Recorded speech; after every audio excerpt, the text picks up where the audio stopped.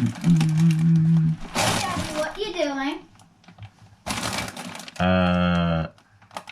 Nothing. Turn around. I thought you were on a cut! I am on a cut. What are you trying to say? You look like melted ice cream. Dirty shot. What's going on, everyone? Welcome to today's video.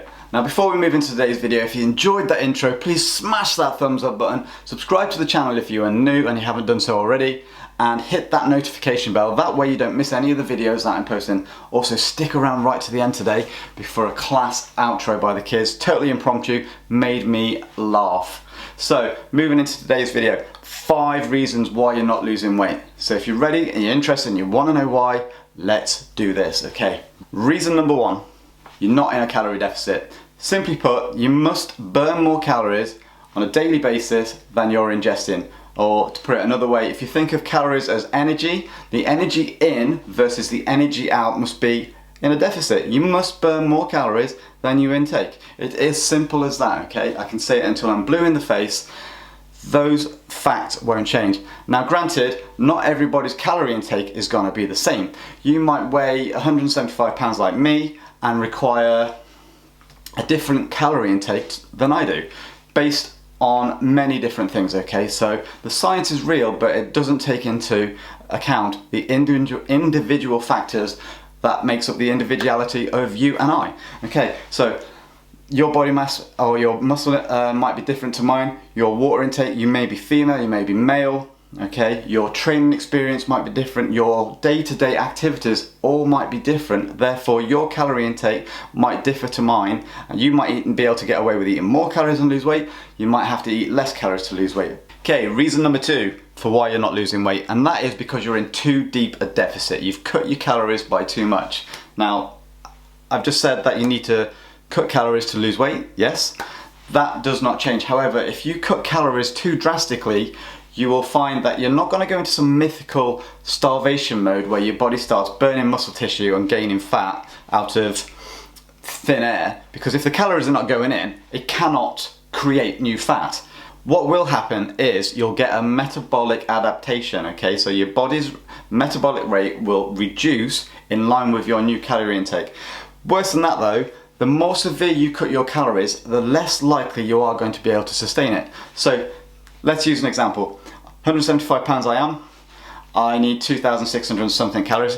Just say that I want to lose weight quickly and I cut my calories to 1,000 calories a day. That's 1,600 calories less than I need on a daily basis to sustain my weight, okay? How do you think I'm gonna feel? I'm gonna get hungry really quickly. I'm gonna be thinking about food all the time. It's gonna impact my sleep. It's gonna impact my exercise intensity, and it's gonna make me grumpy, irritable, and more likely to cave in and binge eat, okay? So the deeper your deficit, the more likely you are to give up and think that you can't lose weight, okay? A more realistic approach would be to reduce your calories or your daily calorie intake by 300 to 500 per day, and that way you're going to lose between half a pound and 1 pound of body weight per week, okay? Anything more over the long term is unrealistic. Reason number 3, you're not tracking your calories, okay? So in the beginning you might be able to wing it and just reduce your calories by eliminating, say, chocolate or alcohol or the sweet treats that you might have on a daily basis. You might reduce those down to once or twice a week. However, over the long term, you're going to hit a stumbling block, and that's where you're going to start to think that you're not going to be able to lose any weight because you're not monitoring. Over the long term, that approach won't get you the results that you're looking for. At some point, you're going to have to monitor what you're eating on a daily basis, okay? Whether that be getting out the scales and measuring your food exactly, or using portion sizes, but not tracking your calories and just winging it is not going to get you the results you want. So my advice is, if you haven't ever been successful at weight loss, so you've lost weight and you've gained it back, you've lost weight, you've gained it back, is to maybe start measuring your food. That way you'll get a true reflection on what actually you are eating, and then over time, once you figure out what portion sizes look like based on accurate information that's presented to you from the kitchen scales, then you can use portion sizes. once you get good at the portion sizes, then you can basically maintain your weight for life, okay? If you find that if you're gonna go on holiday, then you can tighten, like cut your portion sizes a little bit. And if you wanna let yourself go at the weekend, or if you wanna just live a little bit more freely when you're on holiday, then you've got the knowledge and you've got the skill set to be able to pull it back when you need to. So make sure you monitor your calories.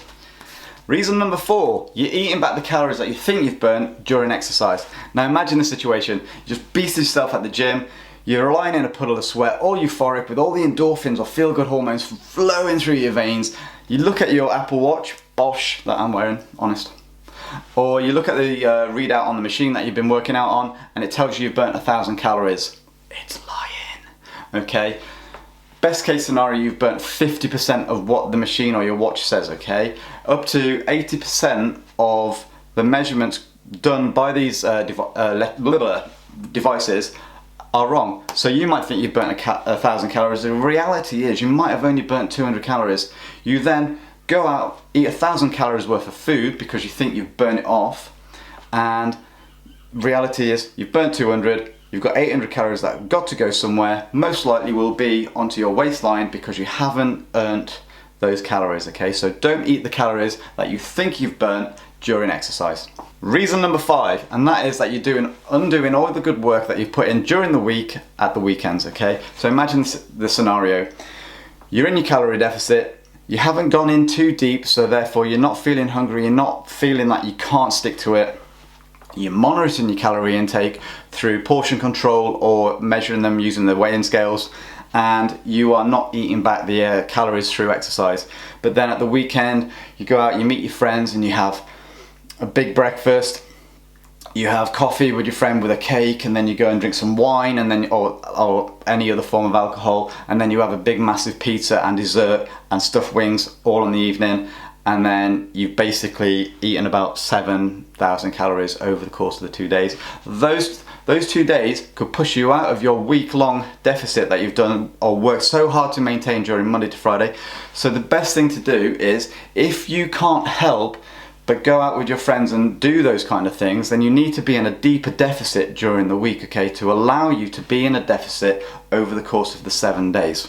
Bonus tip number 6, okay? So you're looking at a diet as something you go on and go off to lose weight, when the reality is everything that you eat and drink over your lifetime is your diet, okay? So instead of approaching it as an all or nothing, I'm going to do this, I'm going to go on a diet, I'm going to restrict calories, I'm going to exercise because I'm going on holiday, or I've got a special event, or I'm just feeling like I need to do this to lose weight, to be healthier.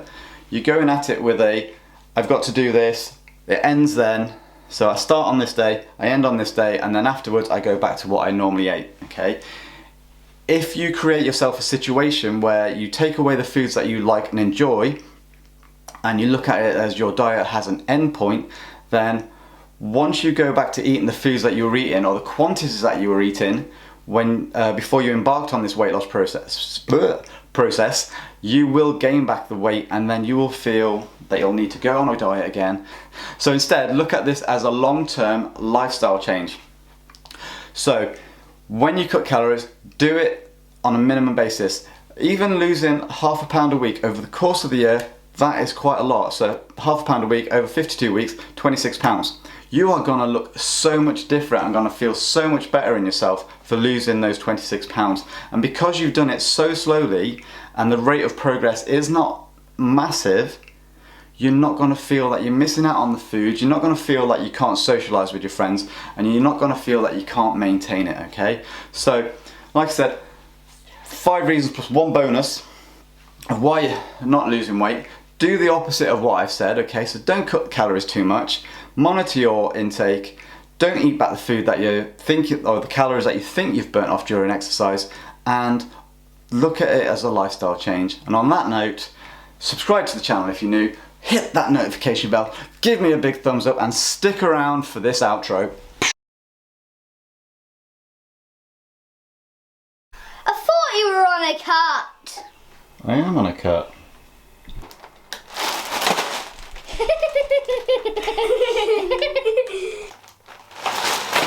You what?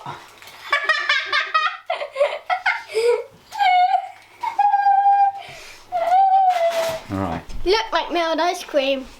Okay. You look like melted ice cream. You look like melted ice cream.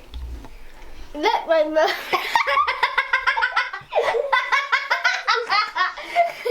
You look like melted ice cream. Well, you look like melted ice cream. Well, you look like melted ice cream. You look like melted ice cream. You look like melted ice cream. You look like melted ice cream. We love ice cream. We thought you were on a cat, but you're actually not. Because you're getting more food.